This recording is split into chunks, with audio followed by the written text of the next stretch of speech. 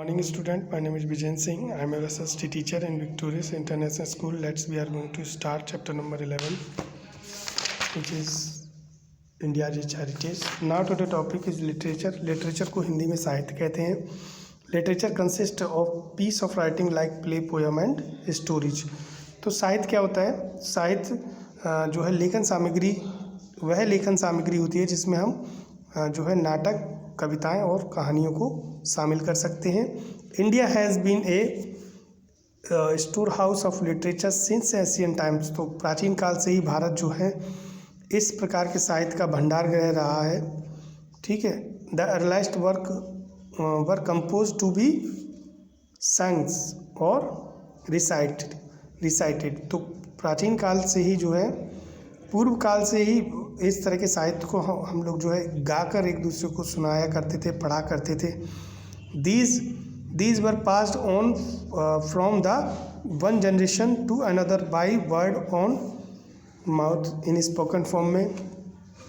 Orally मौखिक रूप से ही जो है एक पीढ़ी दूसरी पीढ़ी को जो है इस तरह की कहानी, कविताएं सुनाकर जो है एक पीढ़ी से दूसरी पीढ़ी में हस्तांतरित की जाती थी, बताई जाती थी. जैसे कि these are known as oral tradition. इसे हम ओरल ट्रेडिशन के नाम से भी जानते हैं. ठीक है. जैसे मौखिक परंपराएं, और ओरल ट्रेडिशन का अर्थ क्या है? मौखिक परंपराएं.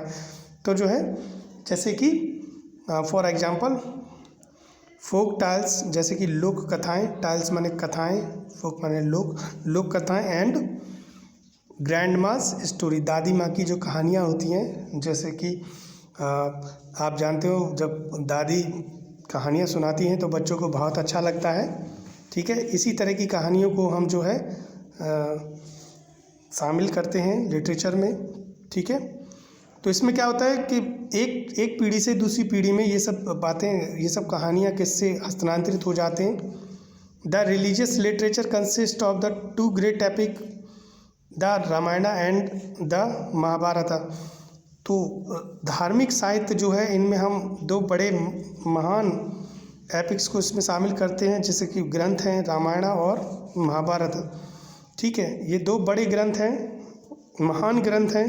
The Vedas, Gita, Purana, Manusmriti, Ramcharitmanas are the script form of the knowledge. ठीक है.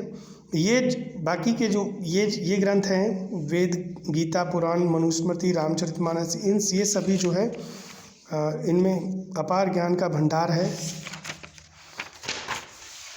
द नॉन रिलीजियस लिटरेचर, अधार्मिक साहित्य क्या होता है? The non religious literature consist of folk tales, drama, poetry and bhakti song. तो जो है इसे हम अधार्मिक साहित्य कह सकते हैं, जिसमें कि लोक कथाएं होती हैं, ड्रामा होते हैं, मतलब कहानी, किस्से, कविताएं, भक्ति गीत, ये सभी अधार्मिक साहित्य में इनको शामिल किया जा सकता है. जैसे कि the Jataka tales have story with a morals. ये नैतिक कथाएं होती हैं, जातक कथाएं आप जानते हैं भगवान बुद्ध से जुड़ी हुई हैं. इनमें सभी नैतिक कहानियाँ, अधिकांश नैतिक कहानियाँ ही पाई जाती हैं. Next is languages. There are many languages spoken in India. भारत में अनेक प्रकार की भाषाएं बोली जाती हैं. Almost every state has its own language.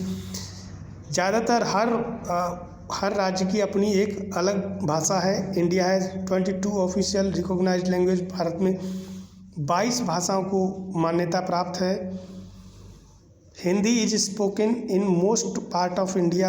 Hindi जो है भारत के ज़्यादातर भाग में बोली जाती है. English also has official status. English को भी जो है राजभाषा का दर्जा प्राप्त है, या ये कहिए कि जो है इंग्लिश भी ऑफिशियल लैंग्वेज होती है.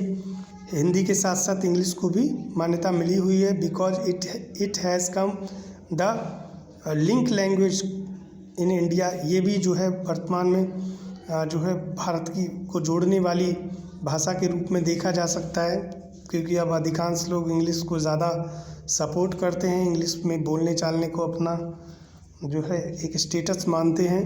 Sanskrit is an ancient classical language of India. Sanskrit प्राचीन शास्त्रीय भाषा है भारत की. ठीक है. It is more than 500 years old, ये करीब 5000 वर्ष पुरानी है या उससे भी ज़्यादा, 5000 से भी ज़्यादा वर्ष पुरानी है। ऑल द क्लासिकल लिटरेचर, सभी शास्त्रीय साहित्य, एंड द इंडियन एपिक, और जितने भी इंडियन एपिक है, have been written in Sanskrit, वो सभी जो है संस्कृत भाषा में ही लिखे गए हैं। आज की वीडियो में बस इतना ही। नेक्स्ट वीडियो में हम आपको फेस्टिवल ड्रेसेस एंड फूड के बारे में बताएंगे। तब तक के लिए थैंक यू।